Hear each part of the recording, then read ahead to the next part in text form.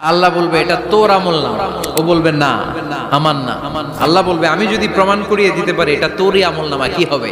সে বলবে আমি মেনে নিব। আল্লাহ বলবেন কেরামান কাতিবিন নামে আমার দুজন ফেরেশতা আছে, ওই ফেরেশতার কাছে তোর আমল নামার একটা কপি আমার রাখা আছে, ওই কপিটা রব্বুল আলামিন ব্যাকআপ ফাইল থেকে নিয়ে আসবে। পড়েন সুবহানাল্লাহ। এবার বলবে যে তোর আমল নামার আরেকটা কপি আমার পড়ার দরকার নাই, কেরামান কাতিবিনের ফাইল তোর ফাইল দুইটা মিলা। আল্লাহ ছাড় দেয় কিন্তু ছেড়ে দেয় না। ফেরাউন রে কি দিছিল? ছেড়ে দিছে।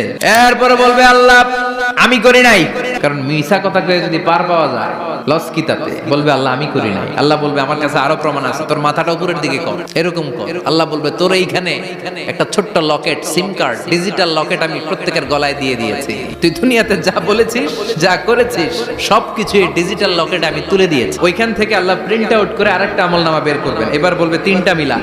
মিলাইতে থাকলে কি আর মিলাবে? আকাম কুকাম সব লেখা। বলবে আল্লাহ সবই ঠিক আছে কিন্তু আমি করি নাই।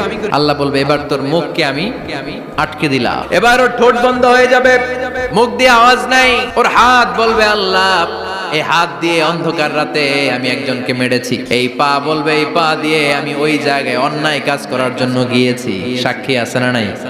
কথা বলেন। সেদিন বাঁচার কোনো উপায় আছে?